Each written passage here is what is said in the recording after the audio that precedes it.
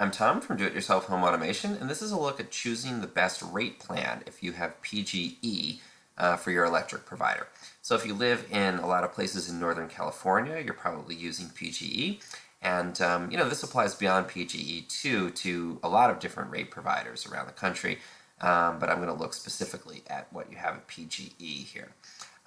So when you're choosing a particular plan with your power company, you often have a lot of different options, and these are facilitated by the new smart meters that a lot of companies like PGE are using. And these meters allow them to see for the day when you're actually using power, and they can actually break down to the hour and maybe even to the minute exactly how much electricity you're using day by day, and it all happens basically almost in real time. So usually it's updated for the customer the next day, but they can probably see in real time how much power is being used by all of their customers. And this facilitates different pricing models for electricity. And really the incentive here for the utility is they want to make power more expensive during the times when people are using a lot of it, to discourage people from using power during those times, and also to make sure that they're compensated, because usually when people are using a lot more power, they're having to turn on and start to use power plants that they wouldn't otherwise, so it becomes more expensive for them to generate the power. So they often offer a lot of different rate plans tailored to the specific time of day. And if you can choose the one that works best for your lifestyle, you actually can save a lot of money. And it also allows you to make different changes either with your home automation system or just lifestyle changes that can ultimately save you a lot of money too. So let's take a look at the different rate plans that PGE offers. The one that I'm using right now is the time of use plan, and I'll get into that in a little bit more detail in a minute. But let's scroll down and take a look at the different kinds of plans that they offer. So there's three that I would say are probably the core types of plans that PGE and really most electric utilities have. The first is a tiered plan. So this is your traditional plan where it's not looking at when you use your power, it's just looking at how much you use throughout the month. So with this plan, they give you a baseline allowance, and that's the amount of power that they project, a typical home of your size would use.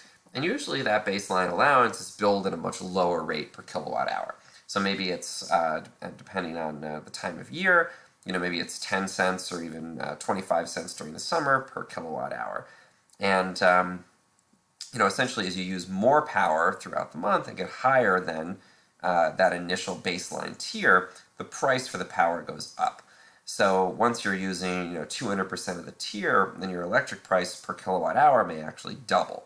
So that marginal usage at the top tier, you're going to get charged 34 cents per kilowatt hour, 40 cents. Again, it depends on the time of the season and your specific plan and the current electric rates. But in general, you're starting with a baseline, and if you go above that baseline throughout the month, then you're going to be billed at a higher and higher rate for the extra power that you use. So it's an incentive to lower your overall usage without really caring about when you're using power, because every kilowatt hour you use throughout the month is counting towards these tiers and advancing you through to the more expensive tiers. So if you're pretty consistent about when you use power, or you just don't want to have to think about when you use power, then the tiered plan is usually the default, and that usually works fairly well for most people.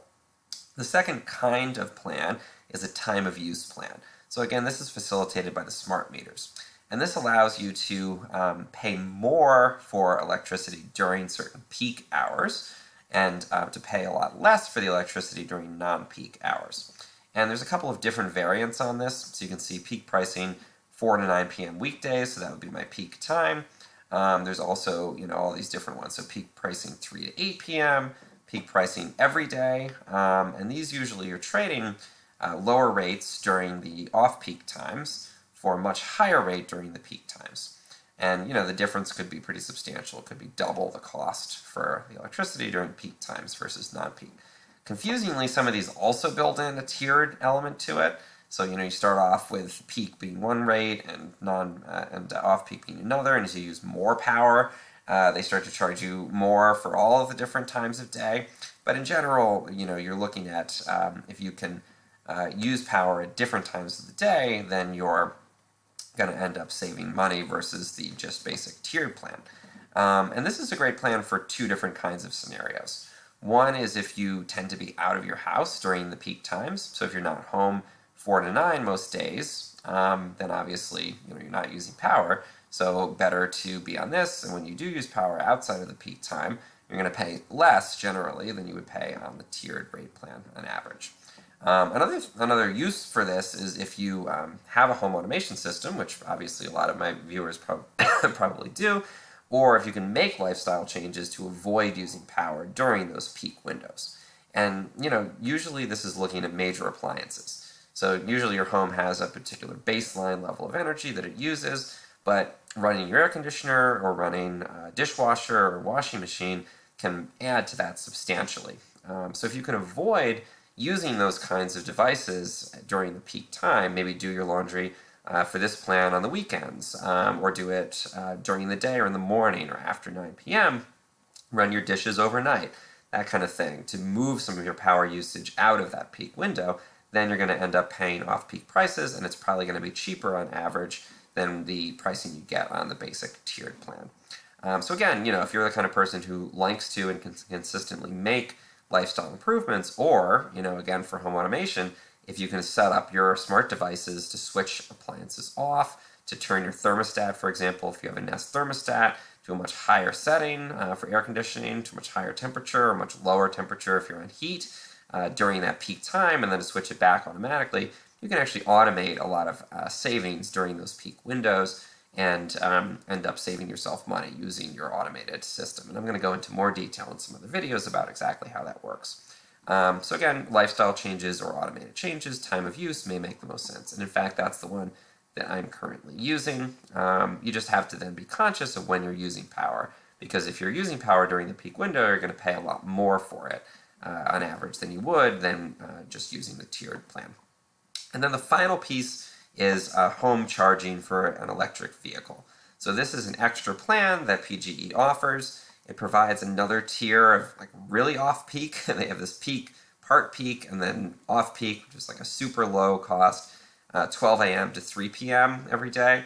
So basically this is encouraging you to charge your electric vehicle overnight. And in exchange for that, they're offering a lower rate during those overnight and then sort of morning into the early afternoon times.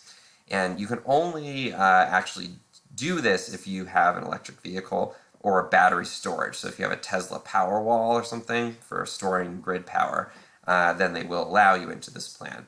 If you don't have one of those and you actually usually have to provide the vehicle identification number to qualify, then usually you can't be on this plan, which is a shame because, if I had this plan, I'd probably set my dishwasher and other things like that to run in the middle of the night and save a little power. But again, it really is specifically only for electrical vehicle owners or for battery storage owners. So again, in looking at it, consider if you don't want to have to think about it, go for the tiered plan. Just try to use as little power as possible throughout the day and throughout the week. If you think you can either use your home automation system or your own lifestyle changes to reduce peak usage during any of these particular peak periods, maybe opt into the time of use plan. And certainly if you have an electric vehicle, definitely look into the home charging plan and try to charge your vehicle during that lowest off-peak time, which is again usually from midnight until 3 p.m. During the day. Keep in mind also that there's seasonal variations, so usually electric prices are going to be higher in the summer overall on all of these plans, and other things that affect your bill, but if you choose the right power plan, it can make a substantial difference in how much you pay for your electricity. If you found this helpful in any way, please